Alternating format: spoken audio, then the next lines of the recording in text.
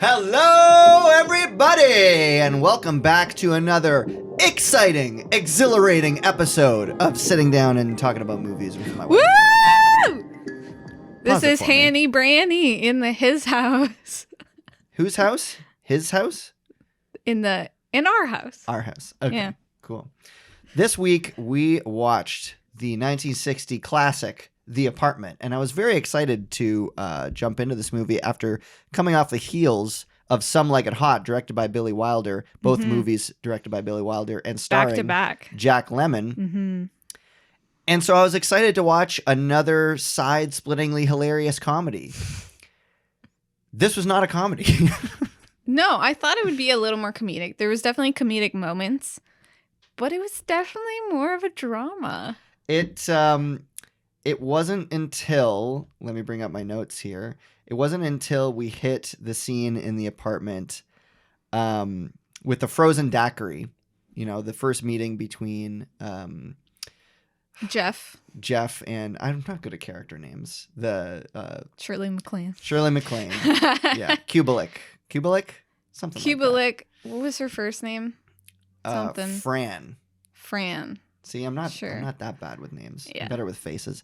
The first scene between them when they were talking over a frozen daiquiri, that's finally when it clicked to me. I was like, I don't think this was a comedy. Because earlier in the movie during the phone tag scene, that was funny enough. I was thinking, I feel like the movie thinks this is funny or thinks this is supposed to be funny, but I'm not laughing. Were you laughing? There was a few chuckles throughout the film. I think it was mostly like visual gags with Jack Lemmon, though. Okay, yeah. But all that to say, like, nothing against the movie. I just thought it was going to be a comedy because it's the same writer, director, and star. Fair enough. And it wasn't. That being said, Billy Wilder made Sunset Boulevard, which is also even more, less of a comedy. Yeah. So you never really know. But what I'm learning is I guess I'm starting to be a Billy Wilder fan. Yeah, it seems that way. Sunset Boulevard was great. Some Like It Hot was excellent. Yeah. And let's find out what we liked about this. So The Apartment, like I said, from 1960, starring Jack Lemmon and Shirley MacLaine. The logline is as follows. A Manhattan insurance clerk tries to rise in his company by letting its executives use his apartment for trysts, but complications and a romance of his own ensue. This is another movie that I went into completely blind. Mm-hmm. And in fact, in the other episode, when I said I was excited to watch The Apartment, I don't know why, because I didn't know what it was about. I think in my head, I was conflating it with The Odd Couple, which makes no sense because I've seen The Odd Couple already. But I think Jack Lemmon. Yeah, I think I was just expecting something of the same vein as The Odd Couple, where like two people sharing an apartment. Yeah. And it wasn't that at all. No, I did know about this though, because the poster we saw was just like people standing there. Yeah. But the alternate poster is like a room key. Yeah. We're talking about that one there, right? I don't know if the audience can see that, but that's the classic one. Yeah. So so you knew what it was about. So what were you expecting going in? You know, I was expecting it to be, Jack Lemmon has an apartment that executives would use for trysts and stuff, but What is a tryst? Like an affair. Hey, Google, what is a tryst? Hold on. Let's hear it. Literary. A private romantic rendezvous between lovers. Oh, interesting. There you go. What a nice word. Yes. Okay. So I knew that. And I expected it to be very Mad Men vibes, which, by the way, this movie feels like the blueprint for Mad Men. Yeah, it's other than the fact that it's in black and white, it feels so like that. Like even the sets in Mad Men with like the glass walls. Come into my office, have a seat. Yeah, shut the door. It feels very similar, and all the executives just like clearly, blatantly cheating on their wives in the cities while their wives are like in the country. It really does feel like the blueprint. I think you're right about that. So I thought it was going to be played more comedically though. Exactly. But it definitely got very serious very fast, I would say. Mm-hmm. Now, with the visual style of this movie, I was comparing it a lot to Some Like It Hot because we had just watched it the day before and they came out a year apart. Mm-hmm. Miles different, in my opinion. I think in a good way. almost. Well, yeah, sure. Yeah, Billy Wilder understood the assignment. So maybe for Some Like It Hot, it was a little more like high key, evenly lit, because it was a comedy and it was more like a little bit more of a feel good film.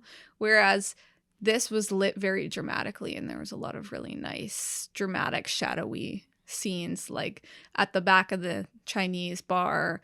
You know, they were cast in shadows. You know, how they were sort of lit from the side and everything. And he definitely nailed the more dramatic look for it. Gold standard lighting and composition in this movie, I felt. Like, just really sealed the deal. Solid effort on that. If you recall, during the Some Like It Hot episode, I mentioned that the movie was made in 1959, but it feels like it was made in 1940. Yeah. And I couldn't tell if that was intentional because it takes place in 1929. So maybe they were going for an older style. I think so, yeah. But watching The Apartment, it felt at least 15 years ahead of the look of Some Like It Hot. So I do think it was intentional. It was a lot more modern, and they did a lot of forced perspective. Like, they did a lot of Z-axis kind of angles in the film, very intentionally, to give sort of a giant corporate feel in contrast to his small apartment. Yeah, and they used the aspect ratio to their advantage because, as we were saying, Some Like It Hot was 1.85 to 1, so almost 16:9. And then this was even wider at 2.35, or it might have been 2.39 to 1. And when it started, I was like, wow, that's really widescreen for a comedy. And it made sense because it turned out not to be a comedy. They definitely used it to their advantage. There was a lot of really cool leading lines in a lot of the scenes. Like, there's a scene where Cece or Bud, whatever. Cece. Yeah. He sits on a bench because someone's in his apartment, and it's like this really long bench that I've never seen anything quite like that before. Maybe it's like that in New York, I don't know, but they really use it to their advantage of like stretching it out across the screen and showing like an emptiness, a loneliness of him just sitting there by himself. It looked great, visually excellent, and like I said, the only thing that would have sealed the deal on it looking like it came like 3 decades away or 2 decades away from the look of Some Like It Hot is if it was in color. Then that would completely seal the deal. It would look so perfectly 1960s.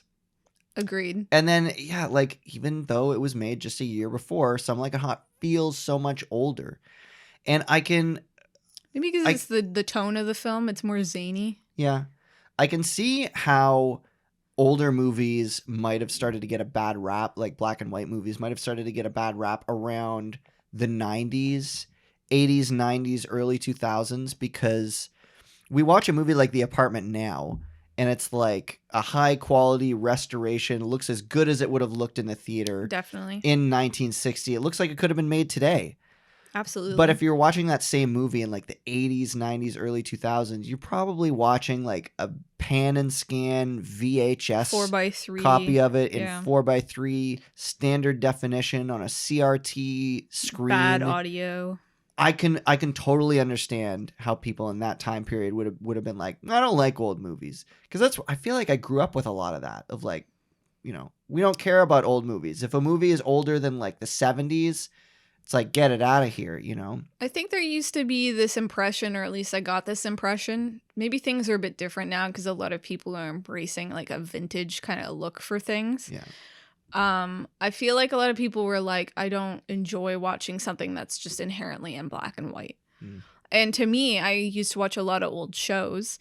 And to me, it's like after like a certain point, you just don't even notice it. Like, you're just used to it. Yeah.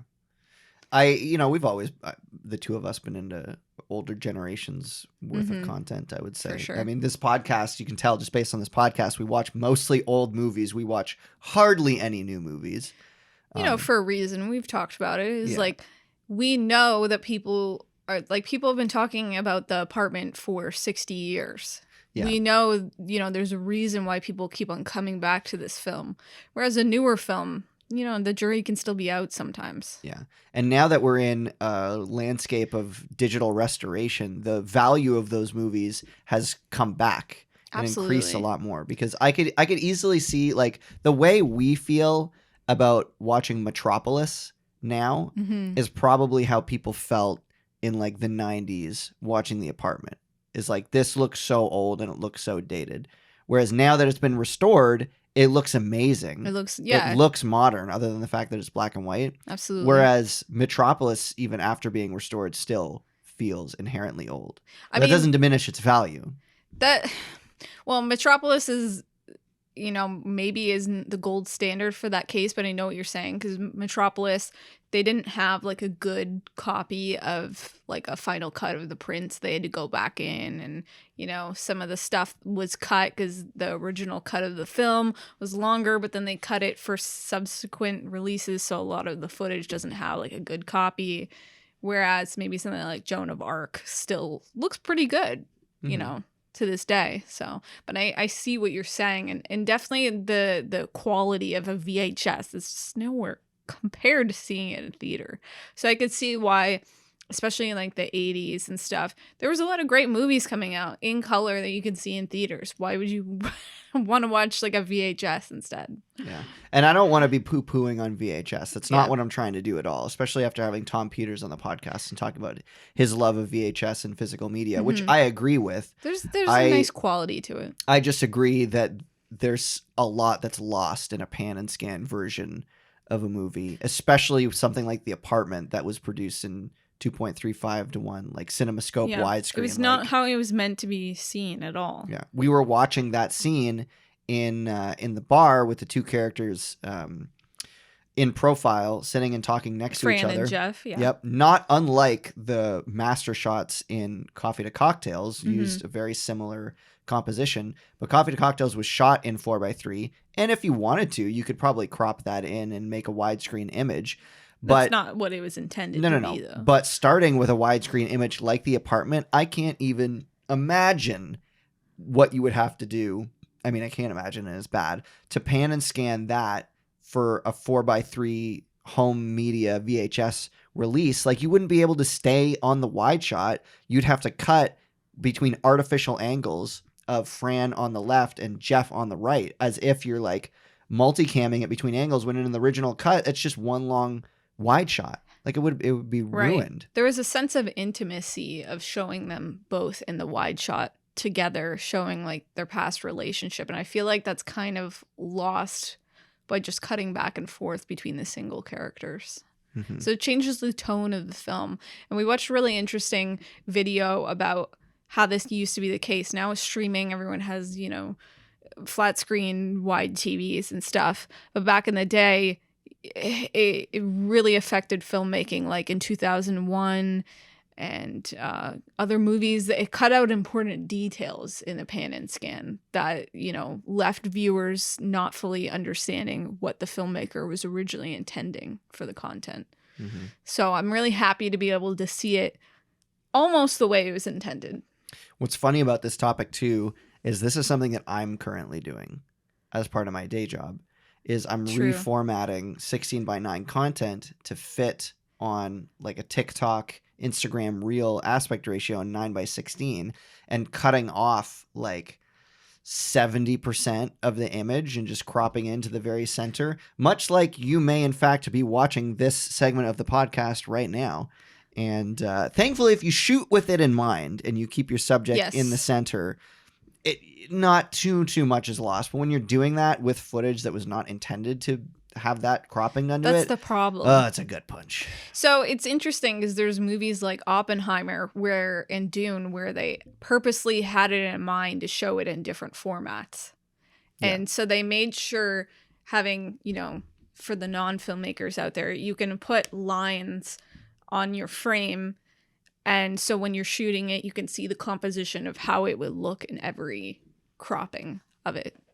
And I think that's really cool that we're able to do stuff like that now, because back then the landscape of film was completely different. You only had like a couple options of what kind of format you would want it in. So now I almost want to keep an eye out for a VHS copy of The Apartment and see. I kind of want to see it too. Because did there exist widescreen VHS releases? Or were they only like, it's, 4x3 or get out of my kitchen? I don't actually know, but back in my day, they used to have like, it was reformatted for television, and like they had to like change things. There would be like the disclaimer at the beginning. This movie has been formatted or has been modified to be reformatted to your TV screen kind of thing. Yeah, as a disclaimer, and I didn't always fully understand what that meant. Me neither. But now I understand. Yeah. How it can totally change the quality of a film. Like, for something like this, a lot of the shots of Cece was him like standing somewhere alone in like a big empty room. Mm-hmm. And a lot of that is lost by cutting off half of the frame. Yeah. And it's in the reverse can happen as well. I watched a video recently. I can't remember if you were watching it with me, where they were talking about Batman Mask of the Phantasm and how that was originally meant to be a TV movie. Mm-hmm. So they started producing it in 4x3, and then later they decided that they wanted it to be a theatrically released movie, and they had to take the 4x3 and crop it to be widescreen. Same thing that they did with The Simpsons on Disney Plus, to my understanding. Yeah, we were just talking about that. They did that with Buffy as well. So like Buffy was mostly produced with 4x3 in mind. The original prints were probably closer to 16:9, but they didn't account for it in their production. So there would have been too many instances of production people being just off screen or C-stands and stuff like that. So instead of, taking all that out digitally or just leaving the 4x3 alone, because a lot of the cropping and the mise en scène was designed for it to be 4x3, they just punched in and you lose more of the frame. I feel like in this day and age, in 2024, there's no reason not to leave alone the original artistic integrity of what the filmmakers, producers, directors were trying to go for. Absolutely. Like now we live in a world where we consume content of all different kinds of aspect ratios. Whether it's 16:9 on TV, some movies are still made in Academy ratio or 4:3. Intentionally now, because it's something different. Super widescreen, and then TikTok, short format 9:16, skinny. Is that what we're calling it? Vertical. Sure. Like, if you can stomach watching a vertically shot video on a 50-inch TV screen, you can stomach watching The Simpsons in 4:3 or Buffy in 4:3. That's true. Like, yeah, what are people's problems? Seriously. Because, like, you have great movies like The Lighthouse, where it was simply designed to be 4:3. Like, everything about it was 4:3. So, I don't know why we can't watch stuff like The Simpsons in 4:3. Mm-hmm. And it all comes back to video games. If you can believe it, original Game Boy games had a square aspect ratio, or approximately square. And then when they made the Game Boy Advance, they switched it to closer to like a 16:9 widescreen kind of thing. And the Game Boy Advance was backwards compatible, so you could put a Game Boy or Game Boy Color game into the Game Boy Advance and play it, and it would be like a square within the wider screen. But if you really wanted to, you could hit the L button, and it would stretch the square aspect ratio to fill the image. And so anything that was a circle would now be like an oblong, like hamburger shape. And man, did it look weird. So just watch and play things how they were originally meant to be watched and played. That's how I feel about it. Well, it's funny that you feel this way, because a lot of people are like, with older pixel art games, are like, it's designed to have like a CRT filter or to be, played on a CRT thing and blurred together. And you're like, no, I like the artistic quality of it not being blurred together. Well, you bring up an interesting point. I still think that it has to do with the artist's original vision, but that can differ from game to game. In my opinion, there's certain games that use the blurring of wow, we're really getting off topic now. There's certain games that use the blurring of pixels to their advantage. There's certain effects that they do, like in Sonic the Hedgehog, there's pixels that represent a waterfall coming down. Mm-hmm. And if you look at that in an HD screen, it doesn't look quite right. But if you watch it on a CRT and the pixels are blurred together, it creates this effect where there's a bit of transparency in that waterfall. That I totally understand. But I feel like there's other games where the pixel artists didn't take that into account, and maybe they were making the pixel art on a different screen that was higher quality and didn't have that blurring. I'm not sure. It's a personal preference of mine, but I still respect people who want to play those games with an original CRT, like my friend Ryan. You know, he loves that analog stuff. Yeah. I'm trying to think of what the film comparison would be like. Oh, I only watch it. Don't even know. Well, I guess like, in cinema. There's the zoom function on your TV remote. I'm sure there's some people who will pull up a 4:3 or Academy ratio movie, hit that zoom button so it fills the screen, and that's like, because there you're losing something. Absolutely. You know, because it's also a degradation of quality punching in. Yeah, it's less sharp. So back to the apartment. Yeah. What did we think generally? Thumbs up, thumbs down. I would say generally a thumbs up. It was definitely a lot more serious than I thought, especially of that era with the Hays Code and stuff. It was about adultery. There was suicide topics. Like, it was very intense for its time period, especially coming off the heels of Some Like It Hot, which was played a lot more for laughs. Yeah. I liked it. I didn't like it as much as Some Like It Hot. No, it took me a while to warm up to the fact that it wasn't a comedy. I think it was a really solid movie. Not a perfect movie. I'll skip ahead to my rating. I'll give my rating a little early. I would give it like probably an 8 out of 10 if I'm being a little generous. Sure. I think it's worth a watch, especially if you like black and white, like 60s, 1950s kind of stuff. Yeah. But not as great as some of the other ones. My only problem with it, and maybe this is just like a personal issue, I don't know if other people who watch this movie would feel the same way, was the setup was a bit too long. Yeah. And it had like a narration in the beginning that kind of was lost the whole rest of the time. It's like pick one or the other, I think. Yeah. And then once we got into it, I felt like there wasn't a clear plot line. There weren't clear stakes. It just kind of happens and unfolds and meanders. There isn't very much urgency. There isn't very much intrigue. And there's something to be said for those kinds of movies. I think a stuff happens movie. This is an example of a good movie where it's like a stuff happens kind of movie. Yeah. But it wasn't like, normally right around Act 2, like the beginning of Act 2, the character will have a goal that they're like, meant to be chasing after, which I guess was CC Baxter getting together with Fran. Well, and he wanted to climb the ladder and become an executive, which is why he let people like use the apartment and stuff. Well, and then yes, but like I said, I just felt like there wasn't any urgency to it. No. It's like, if he doesn't get with Fran, what's going to happen? Well, nothing. If he quits his job, what's going to happen? We don't know. Well, there was a certain thing, because it seemed like his job was very important to him, which is why he conceded to being kicked out all the time.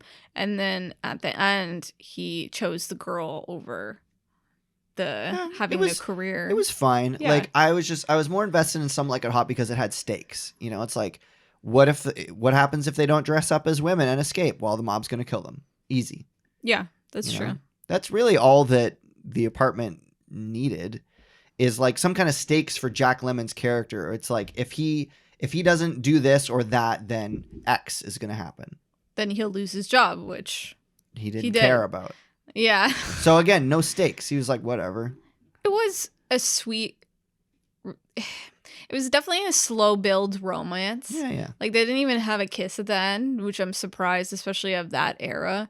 Like, to me, it felt like when Harry Met Sally used that as the blueprint, like at the end, New Year's Eve, running, chasing after the person that you feel like you should be with and stuff. And I don't know if it fully had the payoff. I think it was a sweet ending. I think it was a different way to go.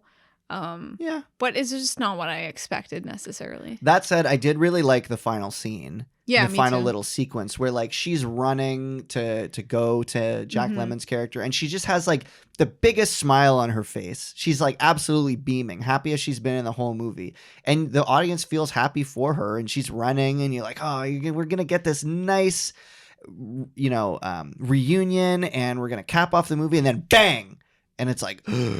Yeah. What happened? Because they planted the gun just like a Yes. scene before. Well, really good plan and payoff, because scenes before that, even he said, I, tried to kill myself with a gun. And then later on, you see the gun, and you also do see the champagne bottle in the corner of the room, because it's New Year's Eve. So it was very good in setting that up for audience expectations. And I think that was a really good way to set it up. Audience knew exactly what was to be expected, and then they subverted it. And I found Billy Wilder is really good at that. He did that a lot in Some Like It Hot as well. Yeah, just a really fantastically played scene. And then when he answers the door and he comes out and the champagne bottle is bubbling, it's almost like the audience's tension is slowly getting relieved, just as the champagne is bubbling out. And it's just like, okay. Everything's okay. Yeah, really fantastically done. So yeah, solid movie. I do have a few pieces of trivia to read. But overall, yeah, like 8 out of 10, worth watching. 10. But if you're gonna pick one Billy Wilder, Jack Lemmon movie, my vote is for Some Like It Hot. Some Like It Hot, sure. Yeah. But I don't know if audience members agreed at the time, because I was talking to you, I think, off mic about this, that when Some Like It Hot was at the Academy Awards, I think it won for Best Costume Design, but the movie that swept that year, absolutely swept, was Ben-Hur. It's understandable. It's a big, and I mean, it's color, it's a big cinematic feat. Yeah. The following year, The Apartment kind of swept. It won Best Picture, Best Director, Best Screenplay, Best Art Direction, and Best Film Editing. And then it was nominated for a bunch of others. That's pretty good. I think it was also one of the last films of that era to win for a black and white picture to win. And then we didn't see that again until like Schindler's List. It's like you're reading right off my trivia list here. Yeah, Schindler's List, and then The Artist after that was, I think, the last black and white movie to win Best Picture. And that would have been 1993 and then 2011, respectively.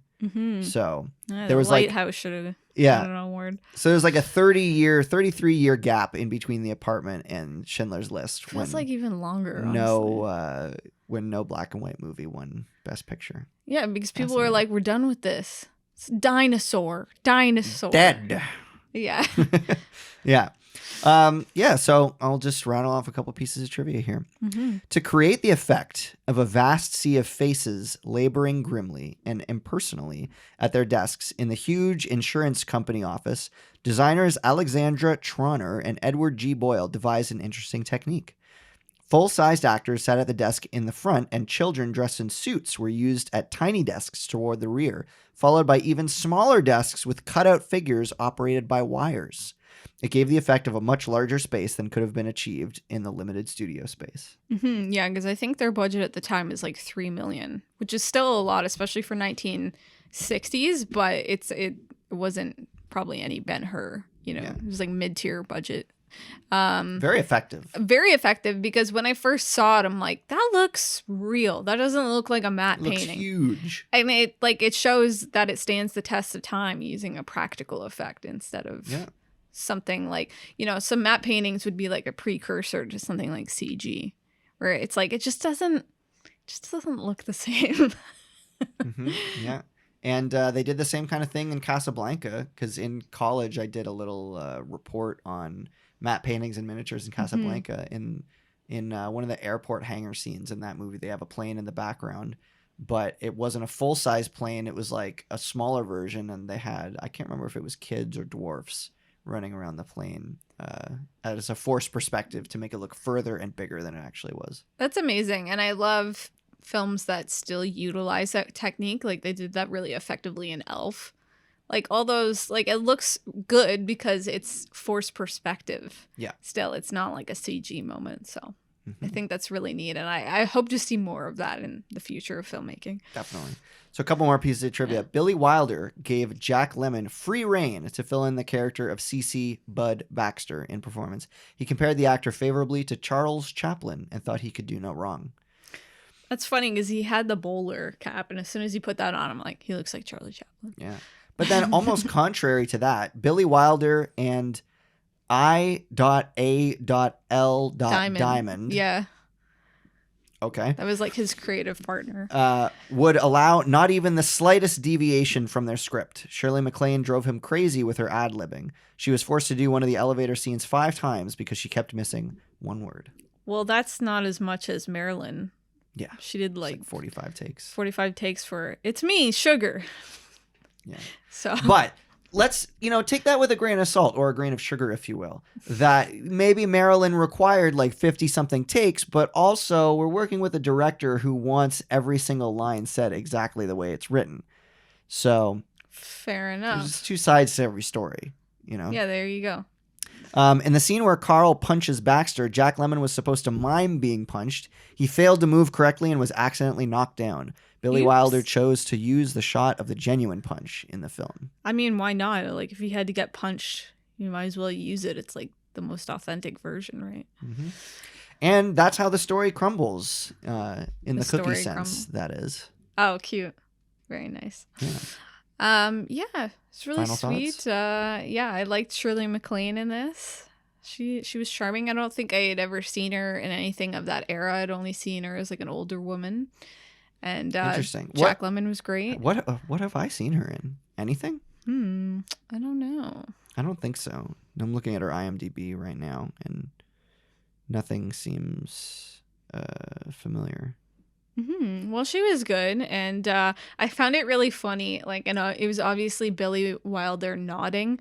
There was a Marilyn Monroe type in the film, and instead of casting Marilyn Monroe because he didn't want to work with her anymore, he just had someone pretend to be her, which I found charming and a funny nudge. So. That's pretty funny. Yeah. So, anything left unsaid as we round out our conversation about The Apartment? I was really happy to watch it with you. It's been on my list for a long time, like Some Like It Hot. Mm-hmm. And I remember them referencing The Apartment in Mad Men, and I think for good reason. Oh, did they? Because of course, the Madison Avenue men would have been like into that because that's the kind of attitude they had anyways. Yeah, definitely. So, I mean, if you like The Apartment, watch Mad Men. If you like Mad Men, watch The Apartment. That's what I'll have to say. Well, the next one on our list is a big one. It is a very big one. Literally. It is the 3-hour and 38-minute epic from 1962, rated PG, Lawrence of Arabia. Well, PG probably in the retro. In retrospect? Yeah. Yeah, I suppose so. We'll see. Which is the story of T.E. Lawrence, the English officer who successfully united and led the diverse, often warring Arab tribes during World War I in order to fight the Turks. So says IMDb. So says. I don't know what to expect of this movie. I just know that there's like huge panoramic shots and that it would have been terrible to see in 4:3. Yeah. So I'm glad we get to see it in the original aspect ratio. Definitely, yeah. So, I mean, how long was Gone with the Wind? It was about the same amount of time, right? Let me look it up. Because I don't have a problem with long movies as long as they are entertaining. I don't have much hope for Lawrence of Arabia. I don't think I'm going to like it. Gone with the Wind was 3 hours and 58 minutes. So Okay. Gone with the Wind was longer. And it shouldn't have been. They could have cut so much out. Yeah. Yeah. I mean, we'll have to see. Yeah. Lawrence of Arabia has a very, high place in exactly, and so does film Citizen history, Kane. So yeah, I hope it's deserved. I'm sure it's deserved cinematically. It's in the same way that Gone with the Wind was revolutionary for its time, for its cinematic feat of having a big epic color motion picture with like huge amount of extras, huge budget. I'm sure it's the same in that way where it's like this is a really like panoramic film, you know, like Dune would be now, where it's like there's so much going on, but I don't know if it's going to be appealing to me as a viewer. I don't know. It was like 25 years later after Gone with the Wind. Yeah, we'll have to see how that compares, like the changes that has progressed in cinema. Yeah. I think especially the last 2 episodes, if I can say anything, it's that I don't mind long movies, but I don't love slow movies. So if it's long, but it keeps a good pace and it keeps entertaining, let me make as much noise with the microphones as I can, then I won't have a problem with it. As long as it's entertaining or at least thought-provoking and engrossing. It'll be interesting to go back to another color motion picture because I don't think we've had one since Gone with the Wind. It's been a lot of, and I thought that Some Like It Hot and The Apartment were in color, but they weren't. No. And I don't know if every other picture moving forward is going to be color or not. But on our list? I think for the most part it will be. Well, yeah, we're working with a kind of a shrunken down version of our list because there's these were the heaviest hitters that we want to get through before we bring the podcast to a close on episode 60. So All the President's Men has a black and white poster. It's in color. It looks like it's in color. Yeah. And that's one of the movies remaining on our list. That and The Great Escape, which I'm almost positive is in color. And then I think the last one is going to be Apocalypse Now, which is definitely in color. Yeah. Oh, I thought we were maybe doing Schindler's List, but I guess that was taken out of, you know, just the ones that we're like really wanting to see, I guess. Yeah. Well, we got kind of tired watching like, you know, we watch like King Kong and be like, I don't have anything to say about this. You know, well, there's a reason why some of these movies we've put off for so long. Exactly. Because we feel like we should see it. And I think Lawrence of Arabia is one where it's like, I think I should see it, but I'm not excited about it. The films, Some Like It Hot and The Apartment, I'm like, I want to see this. I just haven't. Yeah. So. And those were your picks. Exactly. Yeah. Good taste. Yes, I do. All right. So feel free to join us next time as we discuss the 3.5-hour epic, Lawrence of Arabia. Thanks so much for listening, and we'll catch you in the next one. Bye.